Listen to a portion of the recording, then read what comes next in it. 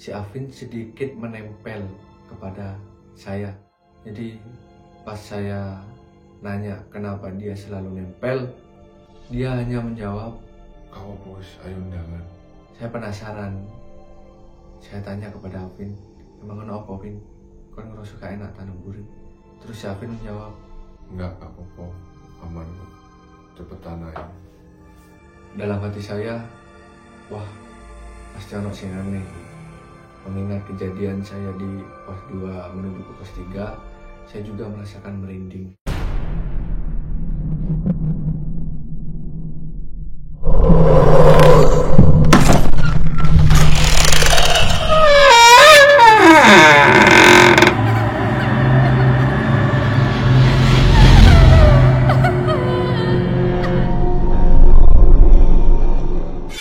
Selamat datang di Lucky Channel 99 di episode Kisah Pendakian. Kali ini saya akan menceritakan kisah saya dan teman-teman saya melakukan pendakian di Gunung Lawu. Mengingat di Pulau Jawa ini tidak hanya Gunung Arjuna, Gunung Lawu pun mempunyai kisah mistis tersendiri. Rencana ini diawali dari minat kita berdua, aku dan Afin, ingin menaiki gunung 3000 pertama kami. Jadi kita ingin mengawali dengan Gunung Lawu karena terkenal dengan kisah mistis-mistisnya, dan juga kebetulan di sana banyak teman-teman kami. Rencana kami mendaki Gunung Lawu kita laksanakan di tanggal 25 Desember 2021 dengan alih-alih mengakhiri tahun 2021 dengan Gunung Lawu. Kita berangkat jam setengah 10 dari stasiun Jember menuju ke stasiun Magetan. Perjalanan kurang lebih 10 jam dan kita sampai di stasiun Magetan setengah 6. Kebetulan kita mengajak salah satu teman kita yang sudah sangat berpengalaman, yaitu Agis. Jadi saya tidak berdua dengan Afin, kita bertiga dengan Agis. Kebetulan di Magetan, Agis mempunyai koneksi yang sangat banyak di sana. Jadi sesampainya di stasiun Magetan, kita langsung mengabari teman-teman Agis dan kita langsung dijemput, dibawa ke base camp anak-anak Magetan. Setelah kita sampai di base camp Magetan, kita berkumpul berdandaria dan bercerita soal perjalanan kita sampai larut malam. Akhirnya kita tidur dan kita sudah disediakan kamar tersendiri untuk rombongan kita. Keesokan harinya kita bangun agak siang, sekitar setengah 9 kurang lebih, karena mengingat semalam kita asik mengobrol dengan teman-teman Magetan yang berkumpul di rumah salah satu anak Magetan. Jadi kita sekalian perkenalan dan pendekatan. Awalnya kita ingin melakukan pendakian, rencananya tektok, berangkat pagi, turun sore. Namun salah satu dari mereka menyarankan bahwa untuk menginap di salah satu warung yang terkenal di Gunung Lawu, yaitu warung Mbok Yem, karena kata mereka kurang lengkap kalau di Gunung Lawu kita tidak menginap di warung Mbok Yem. Setelah kita melakukan prepare persiapan dan lain-lain, kita akhirnya berangkat diantar dengan anak Magetan menggunakan mobil. Singkat cerita, kita sudah sampai di Tawangmangu pukul setengah 11. Kita langsung melakukan registrasi pendaftaran dan kita langsung melakukan prepare karena memang kita tidak ingin di tengah perjalanan kita sampai di malam hari.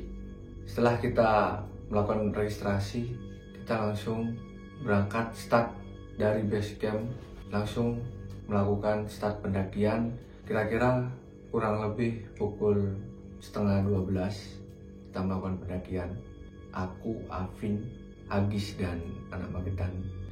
Kita melakukan pendakian dengan santai, sesantai-santainya, karena kita berpikir bahwa melakukan pendakian itu tidak perlu terburu-buru. Jadi kita melakukan dengan santai dan sambil bercerita soal perjalanan, soal semalam kita berkumpul dengan anak-anak Magetan. Singkat cerita kita sudah sampai di pos bayangan. Dan perlu kalian ketahui, di Gunung Lawu via Comoro Sewu ini ada 5 pos dan juga ada pos bayangan, tapi itu tidak terhitung di dalam pos tersebut. Sesampainya di pos bayangan, kami berempat masih bersama-sama. Karena di sini saya dan Afin baru pertama kali menaiki gunung 3000 pertama kami, rasa menggebu-gebu, rasa ingin cepat sampai di pos-pos selanjutnya itu sangat berapi-api dibandingkan dengan 2 teman kami, karena mereka sudah beberapa kali sudah sampai di Gunung Lawu. Jadi semangatnya beda. Kami memutuskan untuk berpisah. Aku dan Afin berangkat terlebih dahulu dari pos bayangan menuju ke pos 1. Sedangkan Agis dan anak Magetan, mereka tetap ingin berjalan santai karena mereka ingin menikmati suasana siang di tengah-tengah perjalanan.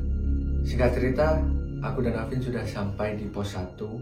Kebetulan di pos 1 itu shelter ada dan juga ada warung. Jadi kita beli cemilan dan rokok sebatang 2 batang sambil menunggu Agis dan anak Magetan.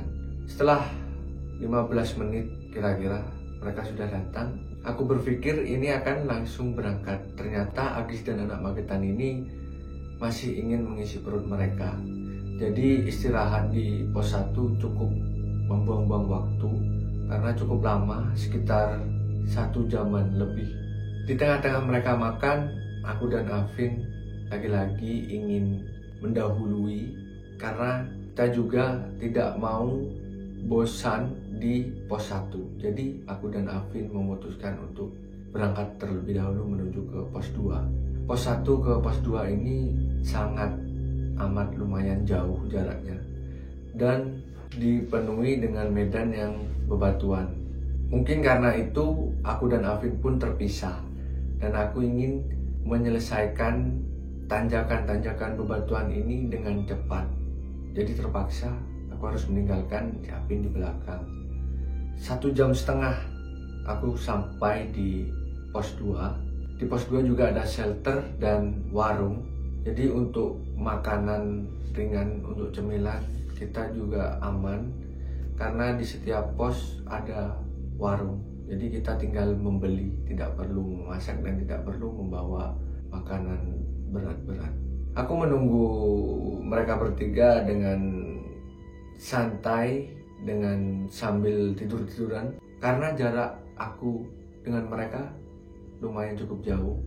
Jadi aku menunggu sampai jam 2:30 asar baru mereka bertiga datang.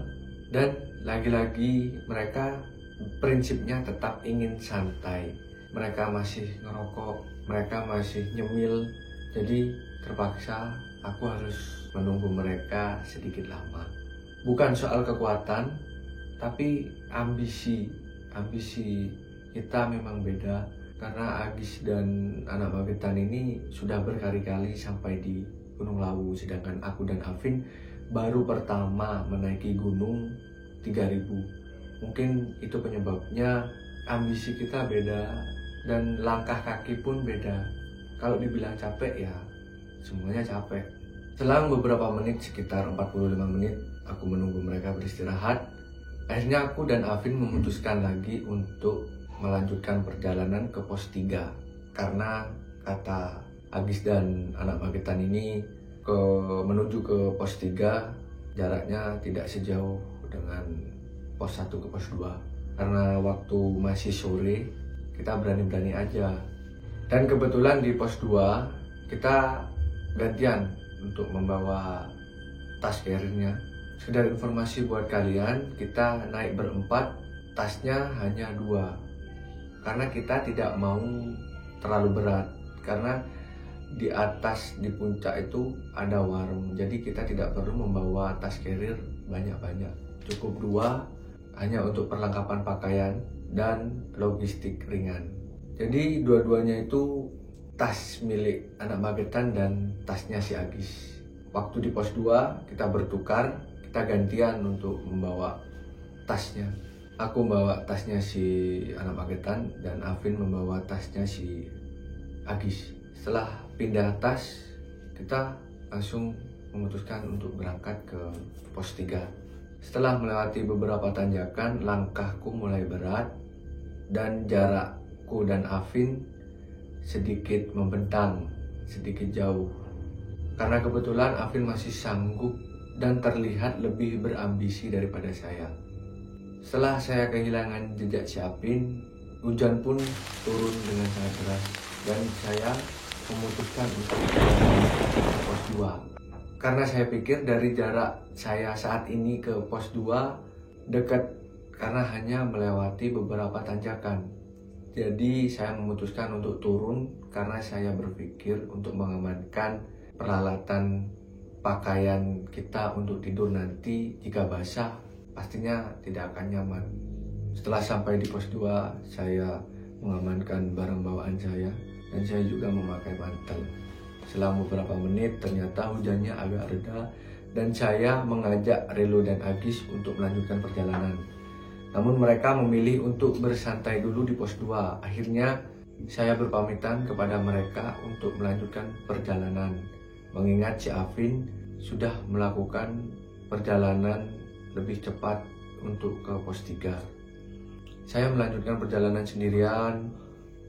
Saya melangkahkan kaki demi kaki. Di tengah-tengah itu tiba-tiba hujan turun dengan sangat deras dan disertai kabut. Dan saya pun agak berhenti-berhenti dan berhati-hati karena jalan licin dan disertai kabut. Dan salahnya lagi saya tidak membawa headlamp. Meskipun pada saat itu jam masih menunjukkan 3:30. Setelah beberapa menit saya melihat ke depan ada seorang pendaki. Saya pikir itu si Afin. Karena kabut sedikit tebal, jadi pandangan agak samar. Cuman yang saya ingat, pendaki tersebut tidak membawa carrier dan tidak menggunakan alas kaki. Sedangkan si Afin menggunakan sepatu dan membawa carrier punya Agis. Saya mencoba mempercepat langkah kaki saya untuk mengejar pendaki tersebut karena saya masih berpikir bahwa itu si Afin, sambil memanggil dengan sebutan Afin. Setelah beberapa langkah, saya ketinggalan jaraknya dan saya tidak melihat pendaki tersebut sampai saya tiba di pos 3 dan melihat si Afin duduk santai di pos 3. Kebetulan di pos 3 itu ada shelter. Jadi si Afin menunggu di shelter dengan kondisi masih memakai sepatu dan dengan merokok. Saya pun menegurnya, "Kon diceluk ket mau kok gak nyaut?" Dan Afid pun menjawab, "Emang kon kapan deluk wong aku ket mau ditutup? Kon bisa cek suwini tekon diai." Di tengah-tengah perjalanan iku, aku balik nang pos loro soalnya jarake iku lebih cedek teko pos loro. Jadi aku ngamano kelambi-kelambiku karo aku gawe mantel. Baru nggamane. Terus di tengah-tengah perjalanan iku aku ketok awakmu, cuman kondisi kon niku nyeker kagak sepatu. Terus Syafin jawab, "Apa nih wong aku tutup ket mau? Ki ngenteni suwi aku dhewean ono pendaki blas ning kene. Emang kon ketok sopo mau? Wong aku yo sik gawe sepatu."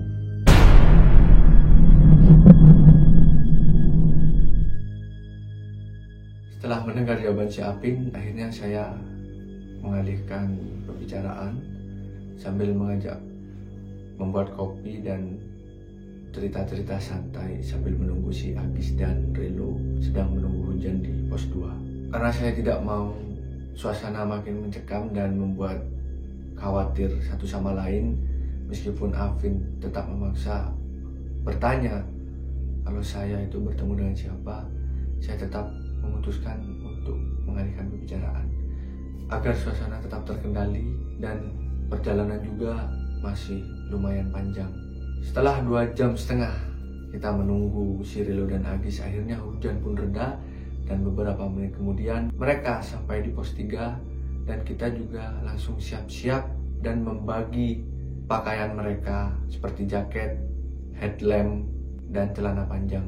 Kita juga prepare untuk diri kita untuk melanjutkan ke pos selanjutnya. Setelah perlengkapan kami lengkap, pembagian headlamp dan logistik ringan juga sudah lengkap, aman, aku dan Afin tetap melanjutkan perjalanan dengan berdua, dan Agis dan Rilo juga masih beristirahat lagi di pos 3. Karena waktu itu perasaan ambisi itu lebih besar daripada takut. Jadi kita lebih mementingkan untuk cepat-cepat sampai di pos berikutnya. Tepat jam 7, saya dan Afin memutuskan untuk berangkat untuk menuju ke pos 4. Meskipun itu kondisi malam, cuman perasaan ambisi untuk sampai ke pos-pos selanjutnya itu lebih besar daripada perasaan takut kita. Jadi jam 7 kita berangkat dari pos 3. Dari pos 3 ke pos 4 tidak ada gangguan, cuman si Afin sedikit menempel kepada saya.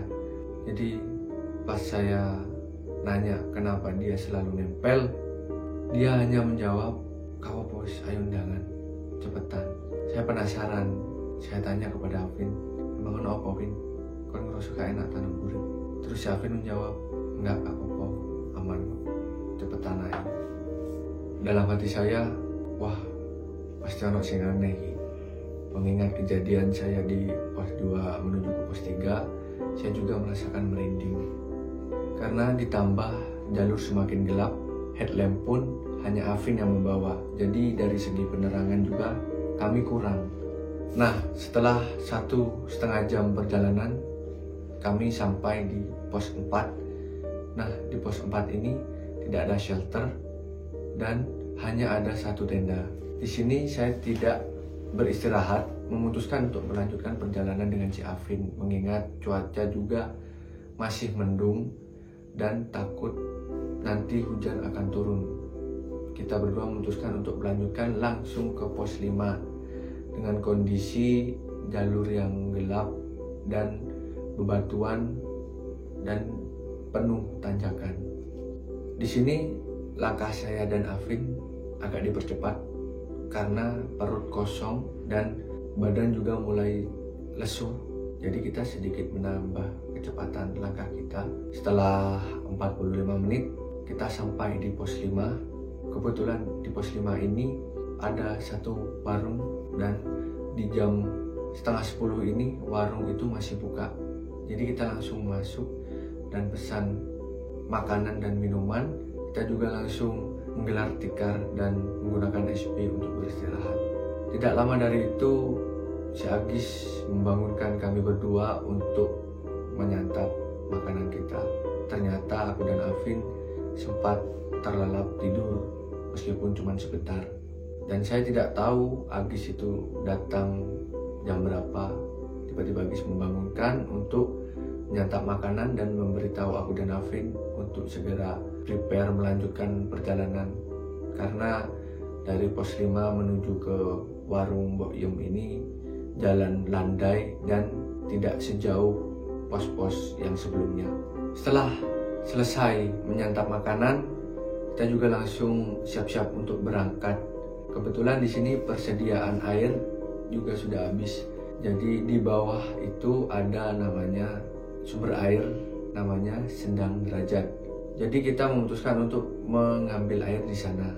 Kebetulan Agis berinisiatif untuk mengambil air tersebut karena Agis sudah melihat kita bertiga sudah mulai lesu dan capek. Jadi Agis sebagai yang lebih berpengalaman berinisiatif untuk mengambil air ke Sendang Derajat ini sendirian dan menyuruh kita bertiga untuk melanjutkan perjalanan. Kata si Agis, "Oke wis lanjut, aku tak ngisi-ngisi. Minta nono nang Mbok Yum yo." Tanpa pikir panjang, kita bertiga langsung melanjutkan perjalanan dan si Agis mengisi air minum di Sendang Derajat sendirian.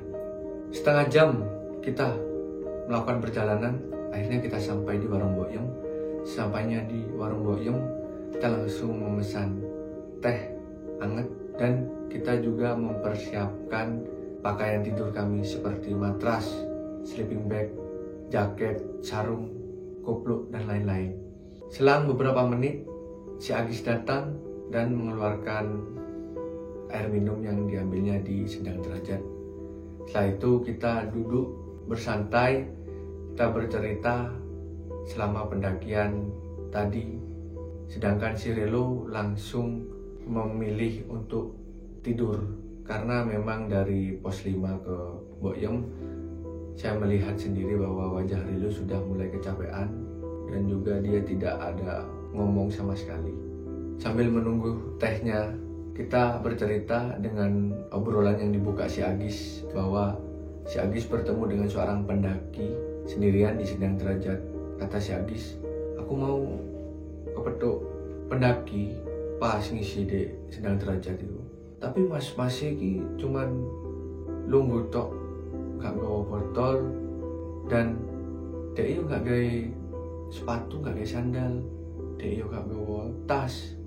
Pas tak sopo, tak ajak lanjut perjalanan bareng, dia gak nyambut.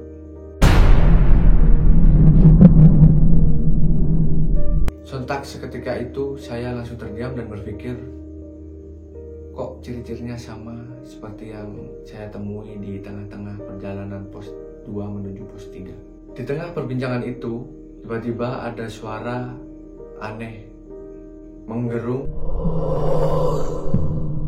dan si Afin menanyakan, "Sik, menang. Suara apa itu?" Dan kita bertiga langsung terdiam mencari sumber suara itu. Ternyata suara itu berasal dari Relo yang sudah ketiduran sejak tadi. Entah kenapa si Relo meritih kesakitan. Karena kita tidak mau berpikir negatif dan suasana juga mulai agak gak enak. Akhirnya kita memutuskan untuk langsung persiapan tidur. Keesokan paginya kita bangun jam 5:30 dan kita langsung memesan sarapan. Sambil menunggu sarapan itu selesai, kita mempersiapkan untuk logistik ringan seperti camilan dan air untuk dimasukkan ke tas kecil untuk persiapan ke summit. Jam 7:30 kita selesai makan dan kita langsung melanjutkan ke puncak. Kali ini kita bertiga dan Relo tidak ikut karena dia masih tidur tidak kunjung bangun, mungkin karena kelelahan. Setelah setengah jam kita sampai di puncak dan kita seru-seruan dan kita dokumentasi foto video layaknya pendaki-pendaki lain sambil menikmati pemandangan alam di puncak Gunung Lawu. Sekitar 1 jam kami berada di puncak Gunung Lawu dan kita memutuskan untuk turun kembali ke warung Boyem. Sampainya di warung Boyem ternyata si Relo nggak ada. Kami pikir dia mungkin buang air kecil, jadi kita tidak menghiraukan, kita langsung pesan makan lagi karena mungkin kelaparan setelah summit. Di tengah-tengah kita makan, akhirnya si Relo datang dan menanyakan, "Piye oleh lautan awani?" Dan saya menjawab, "Oleh mas, apik kok gak kabut nang puncak." Dan si Agis bertanya, "Sama itu kondi mas?" Relo menjawab, "Biasa sowan nang Argo Dalem." "Emang ono apa mas?" Si Relo menjawab, "Loh, makame Prabu Brawijaya." Agis pun kaget karena dia juga baru tahu kalau di sana ada makam di Argo Dalem, yaitu makam petilasan Prabu Brawijaya. Dan si Relo menyuruh kami untuk sowan ke sana. "Mari mangan iki, awakmu rono yo sowan pisan. Soalnya kurang lengkap nek mari teko puncak Lawu gak nang Argo Dalem. Sekalian sowan, sekalian dungo, cek dikei selamatan muli." Setelah makan, kami langsung memutuskan untuk ke Argo Dalem mengikuti apa yang dikatakan Relo. Sebelum berangkat, Relo berkata sambil memberikan menyan, "Nyok iki kawan siji, dibong nang kono." Kami pun kaget dan bertanya kenapa harus membawa menyan dan dibakar di sana. Si Relo hanya tersenyum dan bilang, "Aki wis, kawan cuma tenang kono." Kami bertiga langsung berangkat mengikuti apa yang dikatakan Rilo, dan kami berdoa layaknya orang berziarah ke makam, dan kita juga membakar menyanyi di sana. Setelah itu kita turun kembali ke warung Boyem dan kita prepare persiapan untuk turun.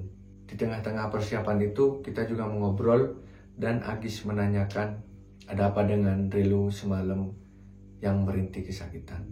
Si Agis bertanya, sama nopo mas? Mambengi ngorok kok aneh, kok koyo lorong. Si Rilo menjawab, emang aku ngorok tak mambengi, tapi gak keroso ya aku. Si Agis bertanya lagi, iya mas, sampean ngorok kok merintih kesakitan, emang ngopo sampean?